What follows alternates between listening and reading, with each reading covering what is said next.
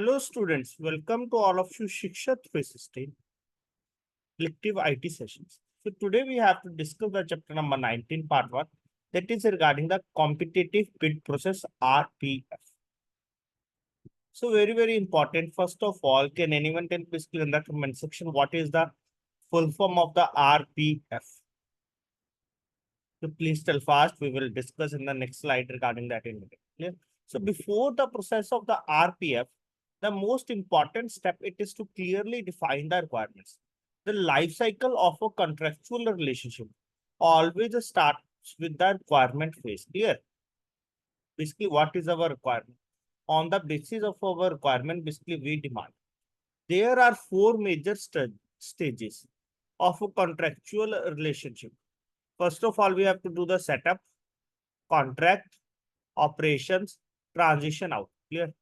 So there are four major stages of a contractual relationship: setup, contract, operations, and transition out, as shown in the figure first. First of all, we have to do the setup, then contract, then operation, then transition out.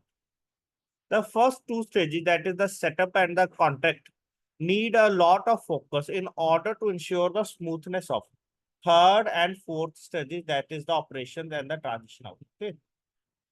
The first two stages, that is the setup and the contract, need a lot of focus in order to ensure the smoothness of the third and fourth stages, that is the operation and the transition out. Clear? So what it to be still comes under the case of the setup, that is first of all requirements, call for the tender. Clear? First of all, what is our requirements? Clear? After that, we will give a notification regarding the tender. Clear? Call for the tender. After that, basically, when we are receiving the tenders, evaluation, shortlist, and negotiation. Under the contract, what we have, that is understanding, deliverables, service levels, metrics, cost, and legal. After that, transition in, management of operations. Transition out, that is operations phase out. Transition of knowledge and the operations to the new vendor. Clear? Transition of knowledge and the operations to the new vendor. Clear? So this is all complete the life cycle of a contractual relationship. Clear? This is all regarding the life cycle of a contractual relationship to be here. So when seeking information, so here one thing that is we have covered, that is RPF. RPF stands for the, I have forgot to tell the full form, that is RPF stands for the request for proposal. So RPF basically stands for the request for proposal.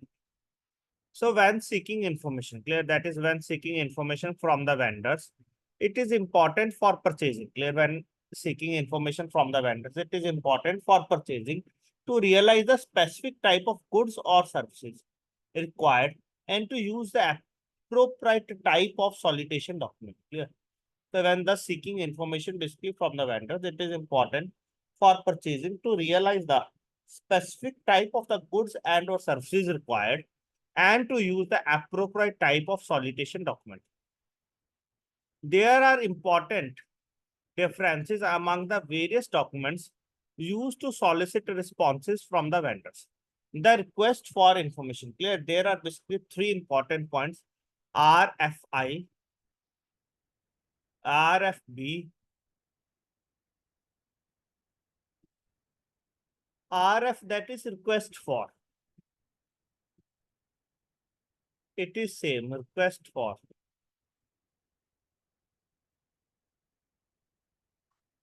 Third one, it is also same.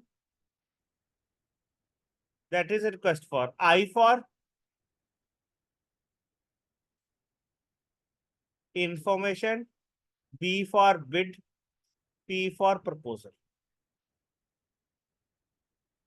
Okay.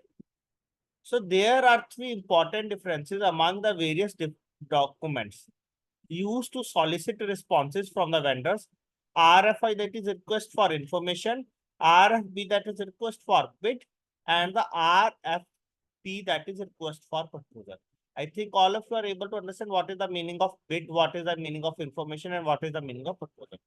And RFI, it is used Request for information, basically when we need the information, that is when we know the, not the, know the products or not know the details of the products properly. Okay. So an RFI, it is used when we do not know exactly what we want or don't know what is available in the marketplace. The information received as a result of the RFI may assist in determining whether a formal request for bid or proposal it is to be necessary or not. Okay. So the information received as a result of the RFI may assist in determining, clear, that may assist in determining whether a formal request for the bid or proposal it is to be necessary or not. And RFP, that is when we use the RFP, that is request for what? Bid. And RFP, it is to be used when we know precisely what we need and have precise requirements and specifications. Clear? RFI, that is basically is used when we don't know exactly what we want or don't know what is available in the marketplace. Okay. So the information received as a result of the RFI may assist in determining whether a formal request for the bid or proposal it is to be necessary. Or next one, that is RFP, it is used when we know precisely what we need and have precise requirements and the specifications. Here an RFP, basically it is to be used when we know precisely what we need and have precise requirements and the specifications. Last one, that is RFP, request for proposal. The RFP, it is a hybrid of these documents. Okay, someone sometimes basically they will ask which of the following it is the hybrid of all the three. Here are hybrid of these documents. Okay, like indirectly straightforward question you will get in the examination. So the RFP, that is request for proposal, it is a hybrid of these documents. And RFP, it is used when we have a general idea with some specifications, or it is a large complex project with the potential for the multiple solutions. Okay. So the RFP, it is a hybrid of these documents. And RFP, basically it is used when we have a general idea. Clear? Basically when we have a general idea with some specifications, and or it is a large complex project with the potential for the multiple solutions. Clear? With the potential for the multiple solutions to be here. So these are the three, that is request for information, a request for bid, and the request for proposal to be here. Now move to the next point. So for all the CAPS classes, you can join our special elective IT batch. Regular sessions will be conducted for that. For more information, you can mail on our email ID. So there is one more question, that is what is one of the major stages? What is which one of the following? It is the major stages in the contractual relationship life: acquisition, production, maintenance, transition out. Clear? So the correct answer is option number D, that is the transition out, which we have already discussed. That is the first stage, that is the setup. I will write once again so that you are able to remember: contract, operations,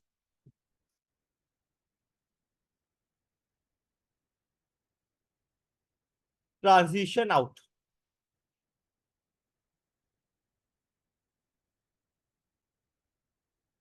Now move to the next one. What is the process of the RFP process? Request,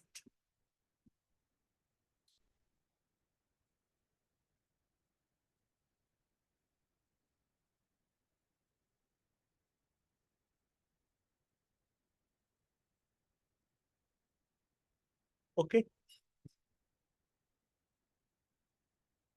So the effective communication, clear? First point, that is the effective communication. It is the most important objective. Clear? Effective communication. It is the most important objective with an RPF. The process begins with the scope of the work. SOW, that is scope of the work statement, description of services, or specifications, that is description of goods. Clear? Statement basically means that the description of services, specification basically means the description of goods, and the proposal evaluation criteria. These are submitted to the purchasing office, which takes statement of basically which takes scope of work or specifications and develop a complete request for the proposal. Clear? And develops a complete request for the proposal, including the standard contract clauses. Clear? And develops a complete request for the proposal, including the standards contract clauses or special clauses, instructions to the prospective vendors, and any requisite technical exhibits or attachments. Clear? And any requisite technical exhibits or attachments. The RFP, that is request for proposal, states a specific date and time deadline. Clear? States a specific date and time deadline for the proposal receipt and often has mandatory pre-proposal meetings for the vendors to attend. Okay. So the RFP basically here, the RFP states a specific date and a time deadline. Clear? States a specific date and time deadline for the proposal receipt and often has mandatory. Clear? And often has mandatory pre-proposal meetings for the vendors to attend. This meeting offers the opportunity further, that is, this meeting basically offers the opportunity to ask the questions and give the organization a chance. Clear? This meeting offers the opportunity to ask the question and give the organization a chance to determine whether any changes need to be issued to the RPF. Clear? This meeting basically offers the opportunity to ask the questions and give the organization basically a chance to determine whether any changes need to be issued to the RPF. After proposals are to be received, they are evaluated against the evaluation criteria which were stipulated in the RPF. Clear? So after proposals are received, they are evaluated basically against the evaluation criteria which were stipulated in the RPF. Purchasing department agreed on the awarded form. Clear? Basically to whom we have allotted the tender. Once approved, a purchase order and a contract are processed. After award, the department monitors the contractor's performance, approves invoices, and notifies the purchasing office if any problems are encountered with the vendor's performance. Clear? And notifies the purchasing office if any problems are to be encountered with the vendor's performance. A formal RPF, that is request for proposal, it is not required for justified single source purchases. And RPF, it is usually not required for the service purchases orders under a bad limit. Additionally, certain personal services and consultant services, here additionally certain personal services and the consultant services are subject to other purchasing methodologies. Clear? Additionally, certain personal services and the consultant services are subject to other purchasing methodologies. Example of situations which may require a RPF are purchases of specialized research, custom computer equipment, custom software, custodial services, marketing services, food services, and the security services. Clear? So examples of situation basically which may require RPF are the purchases of the specialized research, custom computer equipment, custom software, custodial services, marketing services, food services, and the security services. In general, an RPF it is needed when the product or services required exceed a certain bid limit and the expected contract performance, terms and conditions cannot be completely described by a detailed specification attached to a purchase order. Clear? By a detailed specification attached to a purchase order to be here. Okay. So kindly remember all these points regarding the RFP process, that is how the process it is to be completely goes here. So first point, that is further, that is pre-proposal conference. Clear? First point here, that is next one, that is the pre-proposal conference. While a pre-proposal conference, it is not always required, it is highly recommended. Clear? While a pre-proposal conference, it is not always required, it is highly recommended. If one is conducted, vendors are required to attend so that organization can be sure that all vendors receive the same information and receive constructive feedback about the RPF. Clear? So while a pre-proposal conference, it is not always required, it is highly recommended. If one is conducted, vendors are required to attend so that the organization can be sure. Clear? Vendors are required to attend so that the organization can be sure that all vendors receive the same information and receive the constructive feedback about the RPF. Although a representative from the purchasing office leads the conference and answers any contractual questions, the department must be representative to answer any questions about the technical aspects. Clear? The department must be represented to answer any questions about the technical aspects and the performance anticipated in the scope of the work, that is SOW, in the scope of the work detailed in the RPF. During the conference, organization employees must not discuss the merits of a vendor question, and it must be clear that nothing discussed that materially affects the RPF can be relied upon unless it is a documented in a written addendum to the RPF. Clear? In a written addendum to the RPF. Clear? So what is the meaning of the addendum? Addendum, basically we can say that if we want to change anything, so that document, that written document, it is to be known as the addendum. Clear? Like any bank basically or any organization issues the notification. And if they want to later on any change in that, clear? So what they will issue, that is they will issue the addendum. The organization further, that is the organization will not be bound by the oral discussion surrounding a bid document. Clear? The organization basically will not be bounded by a oral discussion surrounding a bid document. If a site visit is needed to familiarize the vendors, clear, with the work site. Clear? If a site visit, it is to be needed to visit.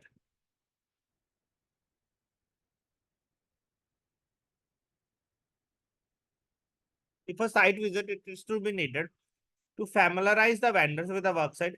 It is normally conducted the pre-proposal conference. Clear? It is normally conducted the pre-proposal conference, and it is not basically it is required. Basically, it is to be highly recommended so that they are aware regarding all the things. Clear? So I think all of you are aware regarding the RPF process, pre-proposal conference. Now, next one, that is we have to discuss that the scope of the work of the RPF. Clear? So the scope of the work, it is the heart of the RPF. A well-written scope of the work can do more for the success of a contract than any other part of the contracting process. Clear? Than any other part of the contracting process to be here. A good scope of work, it is clear. Clear? A good scope of work, it is clear, complete and logical enough. Clear? A good scope of work, it is to be clear, complete, and logical enough to be understood by the vendor and the department, because it describes the details of the performance. Clear? Because it describes the detail of the performance, it is the yardstick against which the vendor's performance is to be measured. Okay, they have written that this type of work, clear, according to that we have to check that whether that work is performed successfully or not. Clear? Enhancing a vendor's ability to read and understand. Clear? Enhancing a vendor's ability to read and understand the needs articulated in the RPF, it is critical to success. The RPF must be concise and clear. Clear? The RPF must be concise and clear. The structure of the document is used to keep the thoughts on the track and to organize a vendor's response. Clear? The structure of the document. The structure of the document, it is to be used to keep the thoughts on the track and to organize the vendor's response. Organize the RPF document. It is numbered sections. It is in numbered sections and requires the vendor to use this same numbering or section format in their responses. Clear? So organize the RPF document is in numbered sections and requires a vendor to use this same numbering or sectioning format in their responses. This ensures clarity and consistency. Clear? Further, that is, this ensures clarity and consistency in the RPF and in the vendor's responses and will make the evaluation and selection process easier. Clear? So this ensures the clarity and the consistency in the RPF and in the vendor's responses and will make the evaluation and the selection process to be easier. Okay, so I think you are able to understand all these points properly.